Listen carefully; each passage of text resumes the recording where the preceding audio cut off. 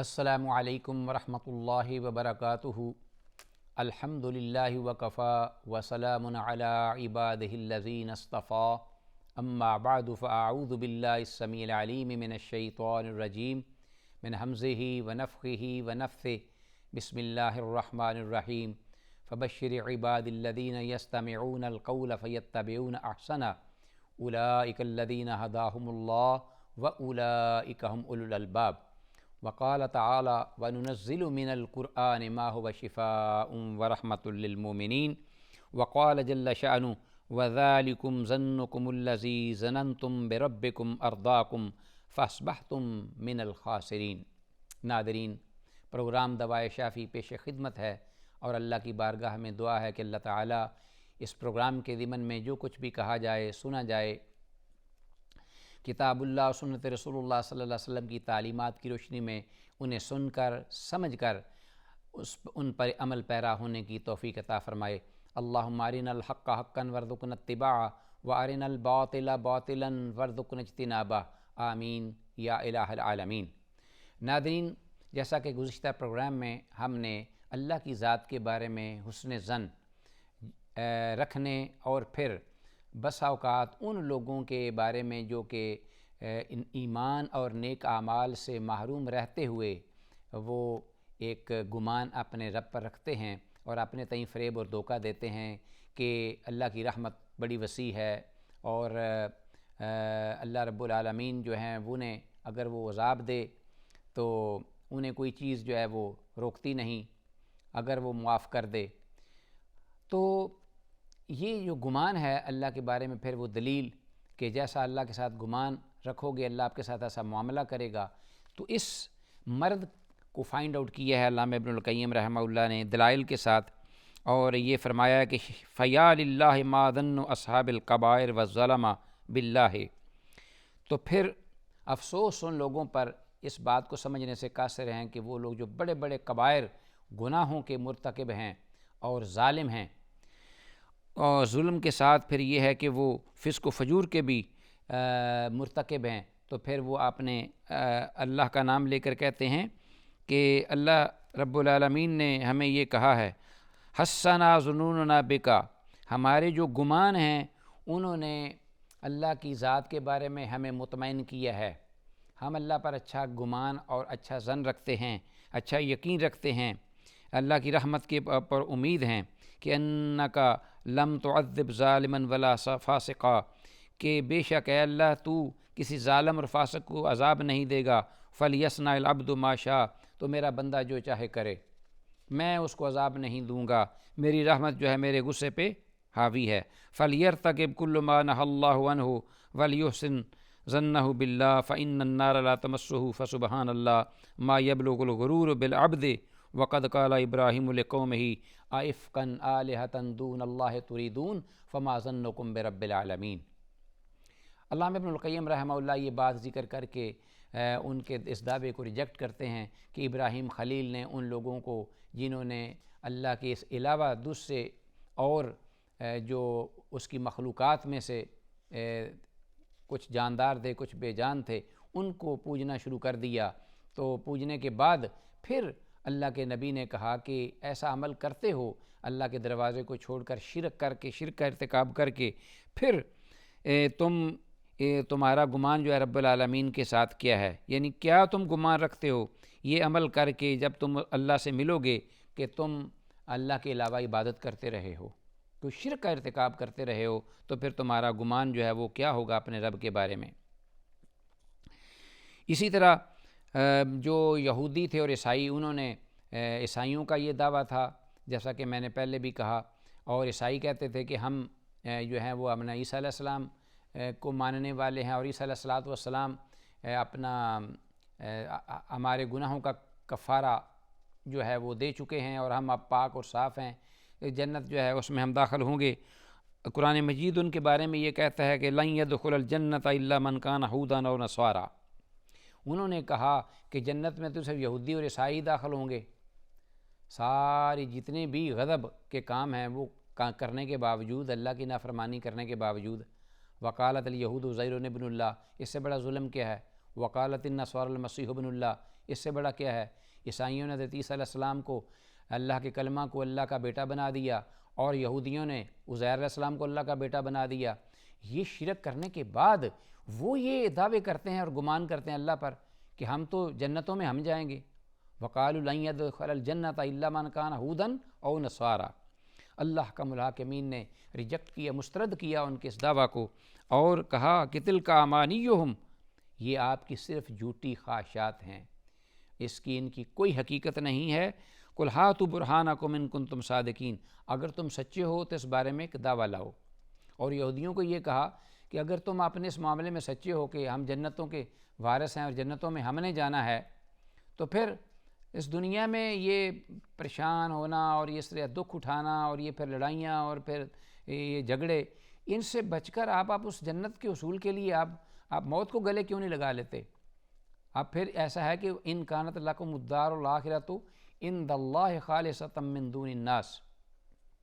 اگر آخرت کا گھر اخروی جو ہے وہ دیگر لوگوں سے ہٹ کر صرف آپ کے لیے ہی خاص ہے، آپ کا یہ دعویٰ ہے،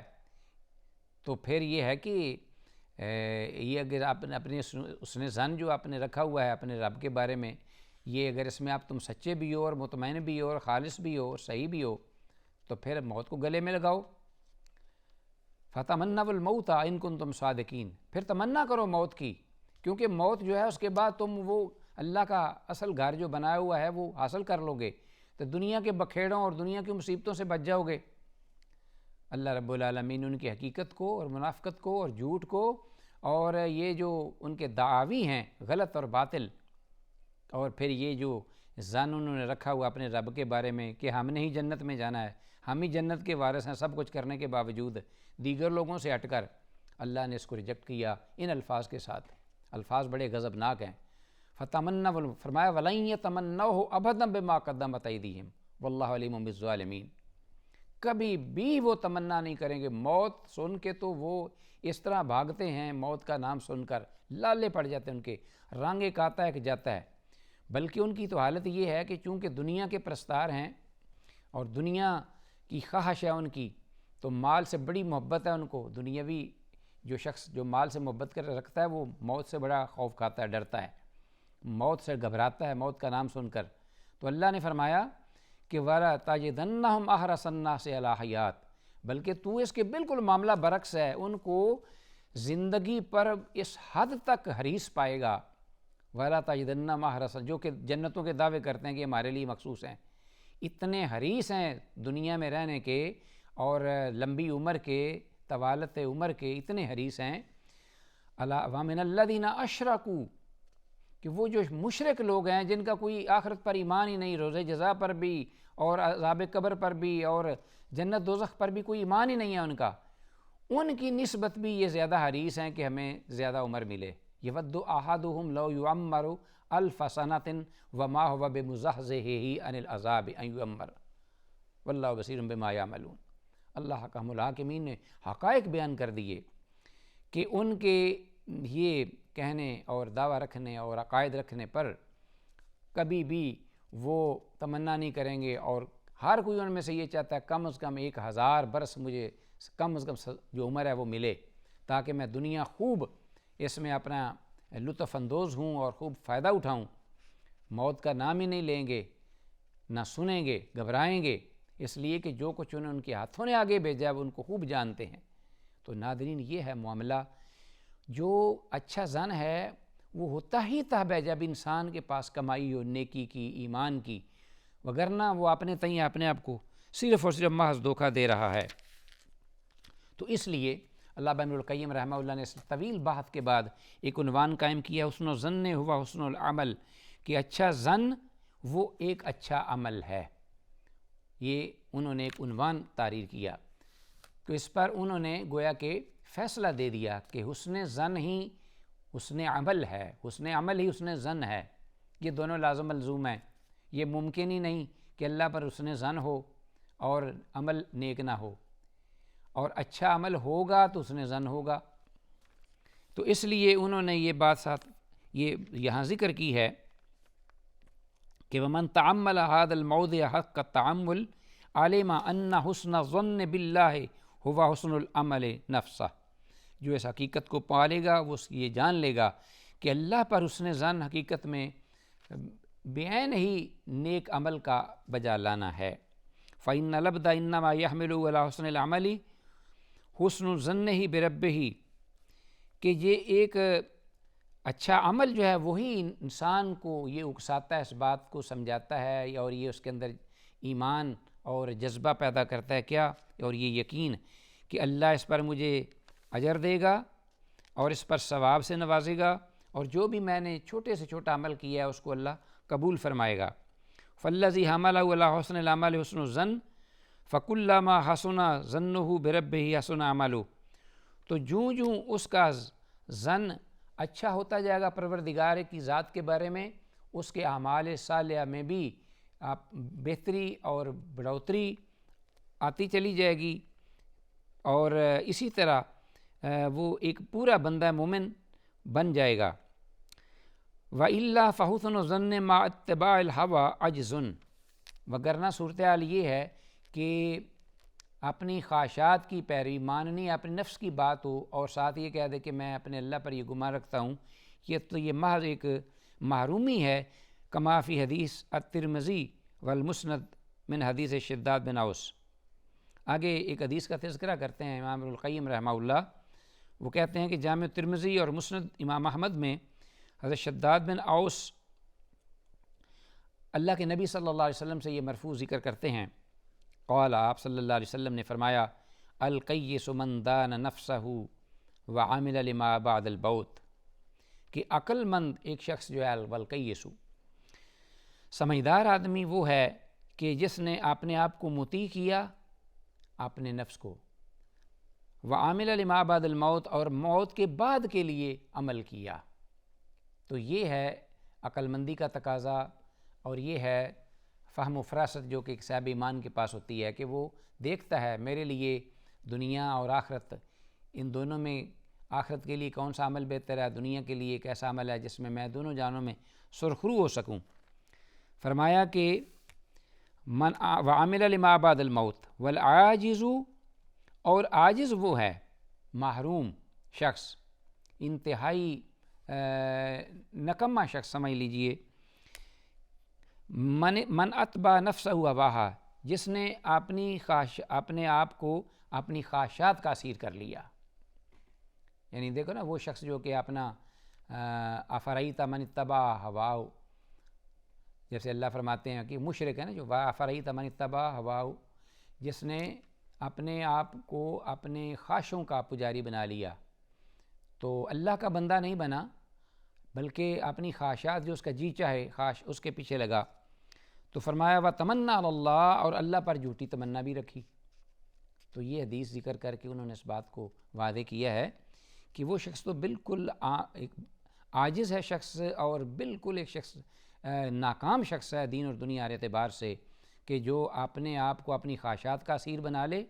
اور پھر وَتَمَنَّا عَلَى اللَّهِ، اور اللہ پر امید وابستہ کر لے، اللہ سے امید لگا لے کہ میں ہی ہوں کہ جس کو اللہ نے معاف کرنا ہے۔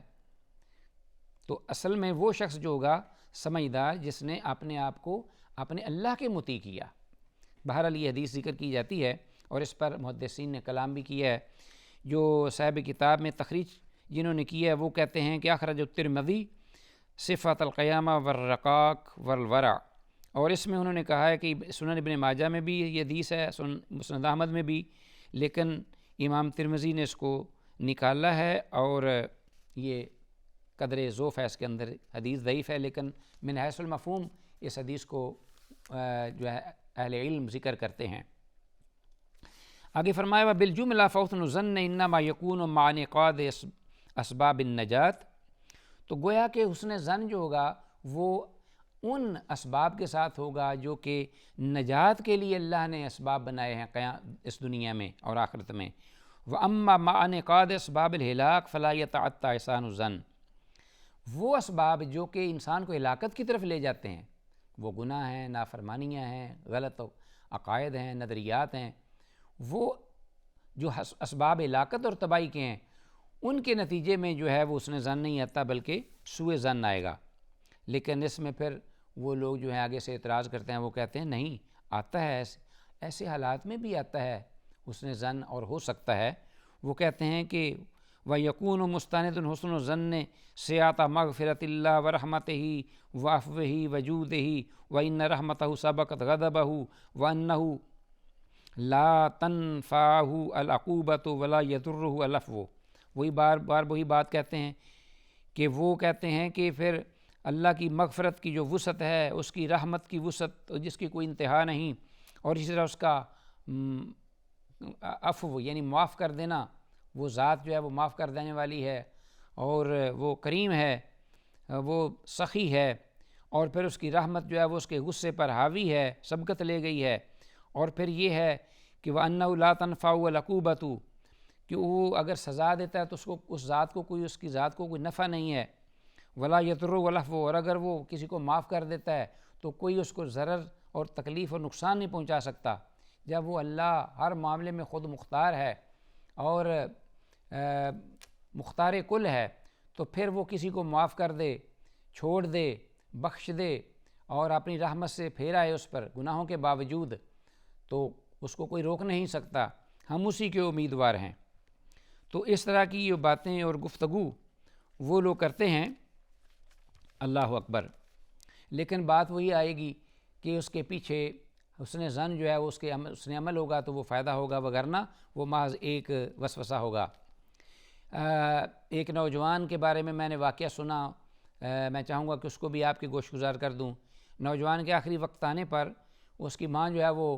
اس نے دیکھا کہ اب اس کا آخری وقت ہے، اور وہ اپنے لخت جگر کو دیکھتی ہے اور پھوٹ پھوٹ کر روتی ہے، رونے لگ جاتی ہے۔ تو نوجوان نے دیکھا کہ ماں کا برا حال ہے، میری اس جدائی پر اور اس دنیا سے چلے جانے کے بعد واقعی جو تعلق ہے ماں اور بیٹے کا آپ بخوبی جانتے ہیں۔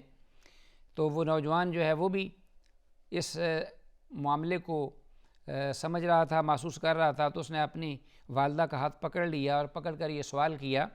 کہ امی جان اگر میرا حساب و کتاب آپ کے حوالے کر دیا جائے تو آپ میرے ساتھ کیا سلوک کریں گی؟ تو ماں جو ہے وہ فرتم جوش سے اٹھ کر کہتی ہے کہ میں فوراً اے میرے بچے، میں ساری اگلی پچھلی جتنی بھی تیری کوتاہیاں ہیں، جتنی بھی کمیاں ہیں، کمزوریاں ہیں، وہ سب معاف کر دوں گی۔ تو پھر وہ نوجوان کہتا ہے کہ اگر یہ آپ کی بات ہے تو جس ذات کے پاس میں جا رہا ہوں وہ آپ سے زیادہ، بہت زیادہ رحیم ہے، بہت زیادہ کریم ہے، بہت زیادہ معاف کر دینے والا ہے، اس لیے آپ کو یہ رونا کیسا، آپ کے لیے یہ صدمہ کیسا۔ تو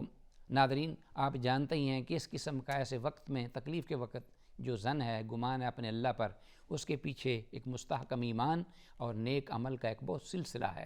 اللہ تعالیٰ جو کچھ کہا سنا ہے اور جو کچھ بھی اس میں ابن القیم رحمہ اللہ نے ذکر کیا ہے، اس کو سمجھ کر اس پہ عمل کی توفیق دے، اپنے عقائد اور معاملات کو درست کرنے کی اللہ میں توفیق دے۔ اللہ تعالیٰ جو گناہ اور غلط کام ہیں ان سے، ان وساوس سے محفوظ رکھے۔ السلام علیکم ورحمۃ اللہ وبرکاتہ۔